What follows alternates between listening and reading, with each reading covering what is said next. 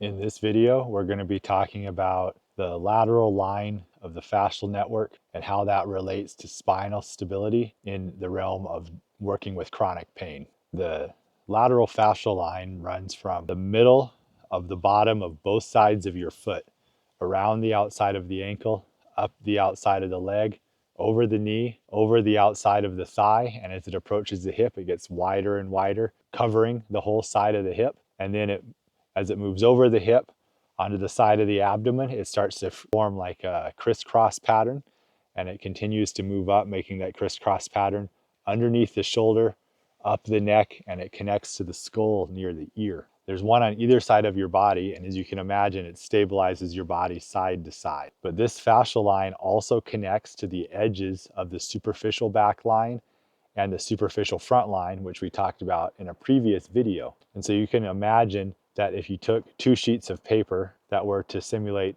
the superficial front line and superficial back line and stood them on end, one in front of the other, and let go, they would just fall over. But if you took two wide pieces of tape and you taped the sides of both of those papers together, it would form a cylinder. In effect, that is what is happening in your body. The lateral lines of fascia are connecting the superficial front and rear lines, and it's forming a fascial cylinder around your body. And so you can imagine how much stability the lateral fascial lines provide in doing that. But they also intersect with other superficial lines, which we're going to discuss later. The spiral line, which the next video is going to be about, and then the superficial arm lines. As tension is transferred through a fascial line, that tension is going to equalize throughout the fascial line. And that same thing is going to happen where these fascial lines intersect. Tension is going to transfer from one fascial line to distribute throughout the fascial network into other fascial lines. And so whenever we get an interruption in tension, the body is going to figure out how to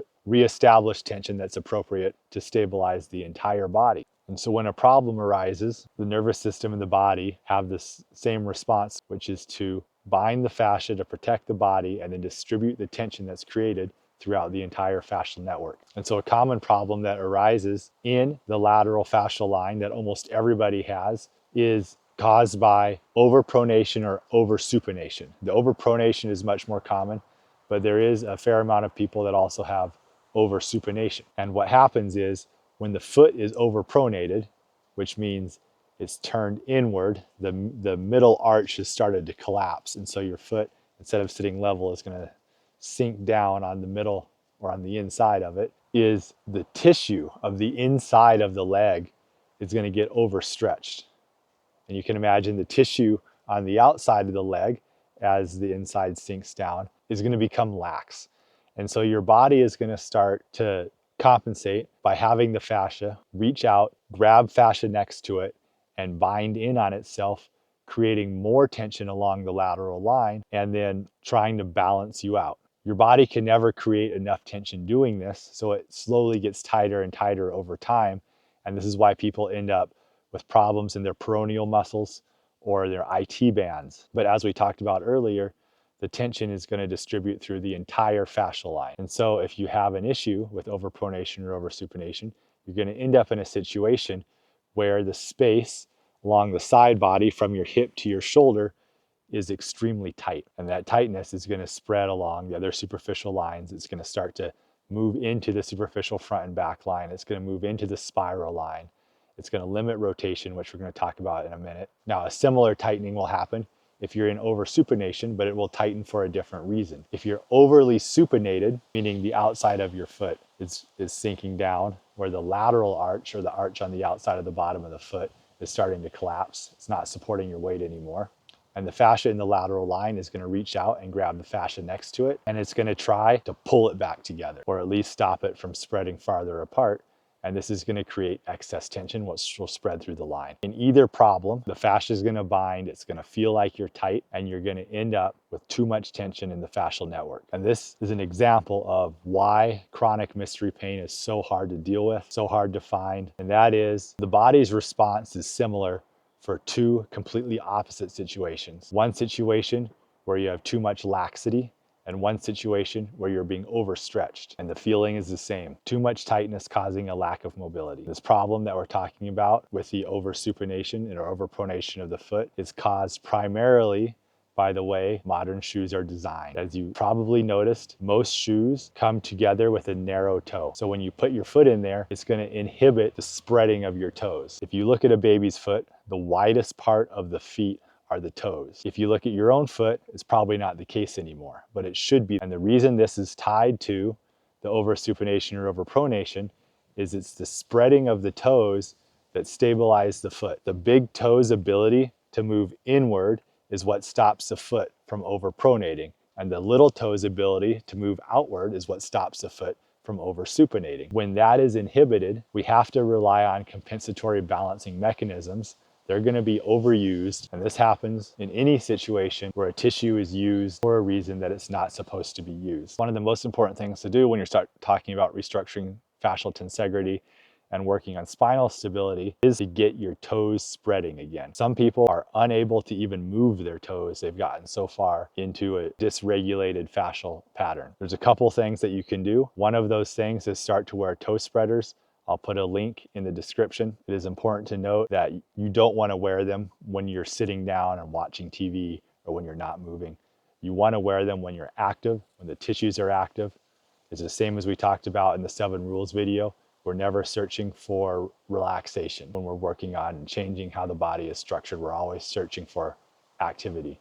And then when you purchase your future shoes, I would advise putting the toe spreaders on and putting the shoes on. And if you can't put your feet in the shoes, wearing the toe spreaders, they're not the right shoes for you. Another thing you can do is you can practice reaching down, picking up golf balls with your feet and moving them into a cup while you're sitting down, just to have your toes start to move around and try to build up some dexterity in them again. And I would highly recommend walking around in sandals or flip-flops or something that allows you to spread your toe. If you have been in supportive shoes for a very long time, you will have to limit the amount of time you'll be barefoot. I've worked with many people who, when they first start trying to be barefoot around their house, can only tolerate a minute or two, sometimes even less. Like walking across a room barefoot is intolerable for the amount of pain that's in the bottom of their feet. Just like any of these other movements we talk about, you only want to do them to the point that you feel pain, and then you want to stop. So if you have to go back into your supportive shoe, that's fine. You want to revisit this every single day until the time frame that you can stay barefoot, if you wanted to, is the entire day. Another problem that we see in the lateral lines is an overuse due to the inability to rotate. As somebody walks around and one glute activates, as the glute drives you forward through space, the opposite lat should activate. And so what happens is as my left glute, my glute max activates and pushes me forward in space, my right lat activates and it twists my torso. When this rotational ability stops, which it will stop if your fascia is guarding your spine, because it's going to get tighter and tighter and tighter, people are going to have to start to waddle from side to side. And so you start to get a rebounding from your lateral lines of fascia. And your body is not designed to move like this. And so this waddling walk will start to create even more compensation in your body. And so just like the subtle movement we practice for the superficial front and back line, where we're working on flexion and extension, we are going to be sitting. I always start people sitting when they're dealing with chronic pain, because the fascial lines probably have many areas where there is restrictions or there's inappropriate tension that we need to work through. And activating an entire fascial line from start to finish is an unreasonable thing to ask, and likely will lead to injury. We need to reconnect the body from the center outward. We need to reestablish balance. We need to reestablish control of the center of gravity. We need to reestablish spinal stability and move outward.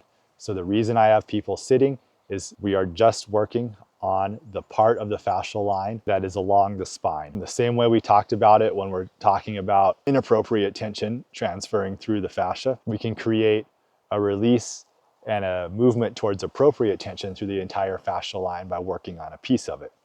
So we start with the piece that's along the spine. The same as before, we want to be seated on a flat, hard surface. If it is too uncomfortable for you to sit on a hard surface, then you can put a cushion under you, but you want the surface to be level. The reason why I ask for the surface to be hard is because you have two hips that move alongside each other. There's a third piece called the sacrum, which is a triangle at the bottom of the spine in between the hips. As you get too much tension in the fascia, it is very common for one hip to be rotated forward and the other hip to be rotated backward, or one hip to be rotated forward and backward and the other to be neutral. And so if we have the level hard surface, when we're doing this work, we're slowly pushing our hips back towards neutral. And that's a very significant change in the body to make when you've been in chronic pain.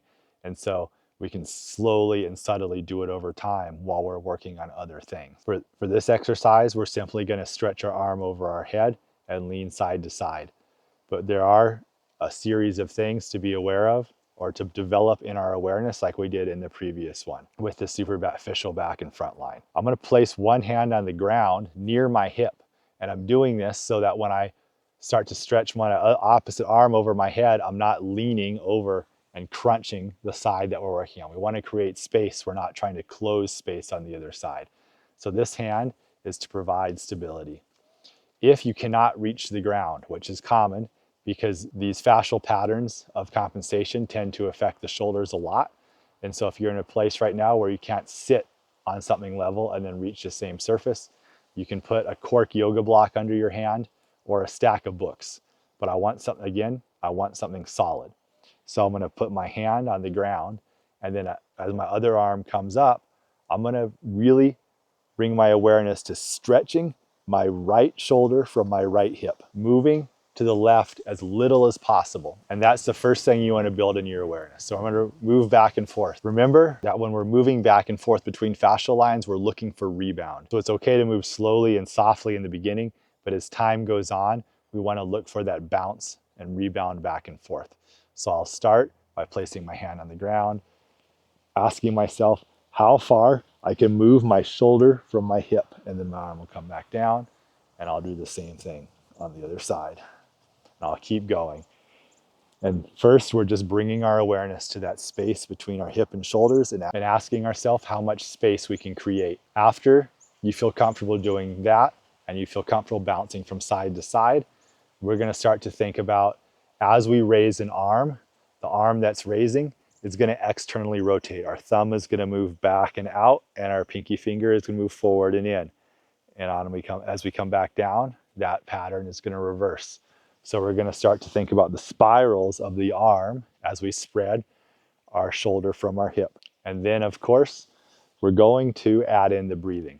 As my arm raises and externally rotates, I'm going to inhale.